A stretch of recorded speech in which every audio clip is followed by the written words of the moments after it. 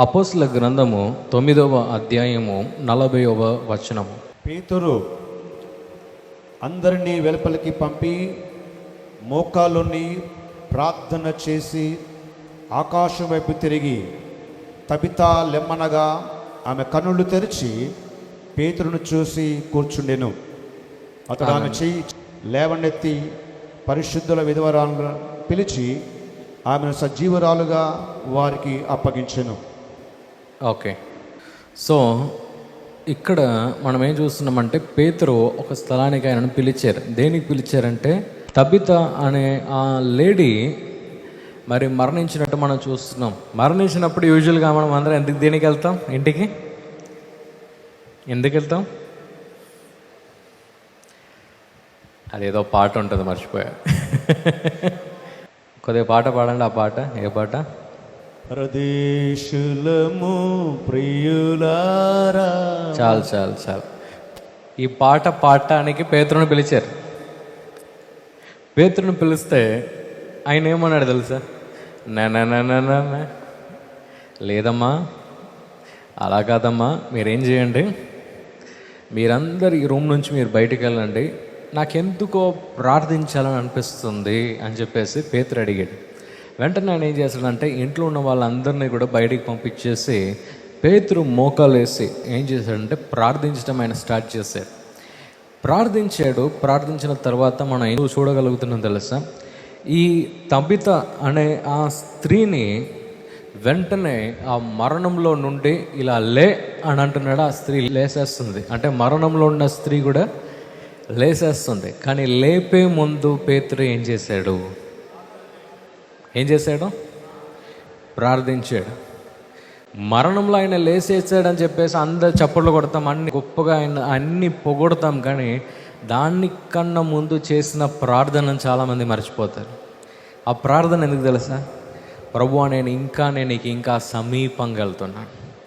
ఎప్పుడు ప్రభుకి ఆయన సమీపంగా ఆయన వెళ్ళటం ప్రారంభించాడో ఆ శక్తి అనేది ఆయనలో నుంచి విడుదలయ్యింది. హల్లెలూయా. ఆ శక్తి విడుదల అవ్వటం మాత్రమే కాదు, కానీ ఆ మరణంలో ఉన్న స్త్రీ కూడా తిరిగి లేచి కూర్చున్నట్టు మనం చూడగలుగుతున్నాం. హల్లెలూయా. ఈరోజు మన జీవితంలో కూడా అలాంటి శక్తి మన జీవితంలో విడుదల చేయబడాలంటే మనం ఏం చేయాలి తెలుసా? మనము కూడా ప్రార్థించాలి. ప్రభు దగ్గర ఇంకా సమీపంగా వెళ్ళాలి. ప్రభువా, ఈ స్త్రీ ఈ స్థితిలో ఉంది, కానీ ఇప్పుడు నేనేం చేయాలంటే వెంటనే అక్కడ మైండ్ మారే, రే చచ్చిపోయిందిరా, లేపురా, చాలరా అని అంటే వెంటనే అక్కడ మైండ్ మారిందన్నమాట. వెంటనే పేతురు ఏం చేశాడంటే వెళ్ళాడు, ఆ మరణంలో ఉన్న స్త్రీని తిరిగి లేపాడు. హల్లెలూయా, హల్లెలూయా. ఈరోజు ప్రభు మన దగ్గర కూడా ఆయన ఏమంటున్నాడు తెలుసా? We have to build our relationship strong with God.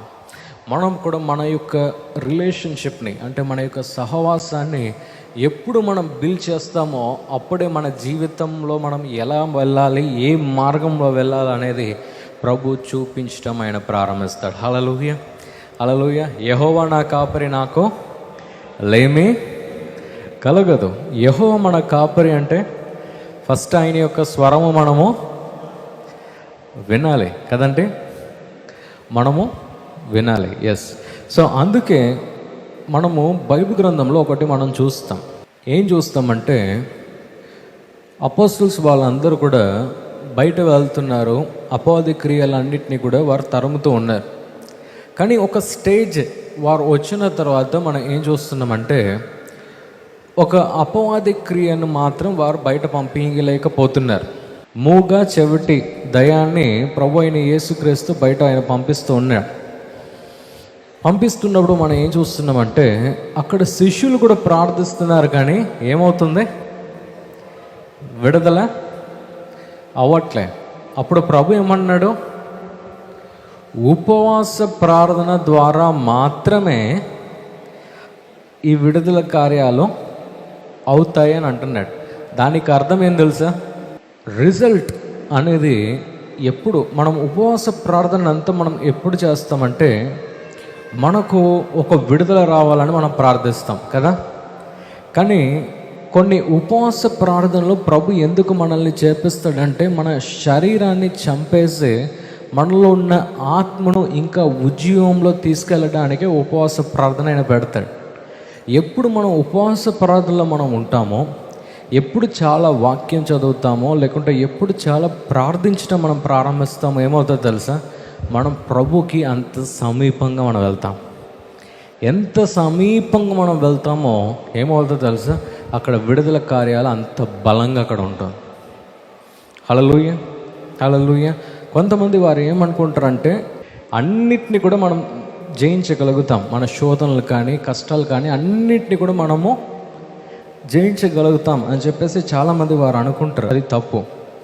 మనము మనం చూడగలుగుతున్నామంటే ఇక్కడ ఎప్పుడు మనము ఈ ఉపవాస ప్రార్థనలో మనం ప్రభుకి సమీపంగా వెళ్తామో మన జీవితంలో అంత శక్తి మన జీవితంలో విడుదలవుతుంది. హల్లెలూయా. ఒక దైవజనుడిని నేను మీట్ అయ్యాను, పెద్ద మన ఒక పాస్టర్ గారిని నేను మీట్ అయ్యాను అన్నమాట. అప్పుడు ఉపవాస ప్రార్థనలో నేను ఉన్నాను ఆ రోజు. అంటే ఉపవాస ప్రార్థన అంటే ట్రావెల్ మొత్తం ఏం తినకుండా చర్చికి వెళ్ళిపోయిన తర్వాత నాన్న మరి ఏమన్నా తీసుకురానా నీకు తినటానికి అని అడిగాను. వెంటనే నేను అన్నాను, అయ్యా లేదయ్యా మరి ఈరోజు ఉపవాసంలో ఉన్నా అని చెప్పేసి స్టైల్గా చెప్పేసి, ఈరోజు ఉపవాస ప్రార్థనలో ఉన్నాను పాస్టర్ గారు నేను అని అంటే, అవునా అన్నారు. మరి మార్నింగ్ నుంచి ఏం చేస్తావు నాన్న అని అడిగారు. వెంటనే నేను అన్నాను, ఏంది ట్రావెల్ చేసుకొని వచ్చా అంతే, మీ చర్చికి ఏదో వచ్చా అని చెప్పేసి అన్నాను. వెంటనే ఆయన ఏమన్నాడు తెలుసా? No no no no no నువ్వు చేసేది తప్పుగా చేస్తున్నావు నాన్న. నువ్వు చేయవలసిందంతా రెండు విషయాలు ఉపవాస ప్రార్థనలో. ఒకటేం తెలుసా? దేవుని యొక్క వాక్యాన్ని చదవటం, ఇంకోటి ప్రార్థించటం. అంటే నేను అన్న కరెక్టే, కానీ ఈ టైంలో నేను ఏం చేయగలుగుతాను? ఉపవాస ప్రార్థనలు అంటే మనము ఇలా ప్రభుకి మనం చూపించేది కదా. అంటే ప్రభు నేను నిన్ను ప్రేమిస్తున్నాను, నాకు దీనిలో ఒక విడుదల కావాలని నేను ప్రార్థిస్తున్నాను చూపించటం కదా అని చెప్పేసి నేను అడిగాను. అప్పుడు వెంటనే పాస్టర్ గారు ఏమన్నారు తెలుసా?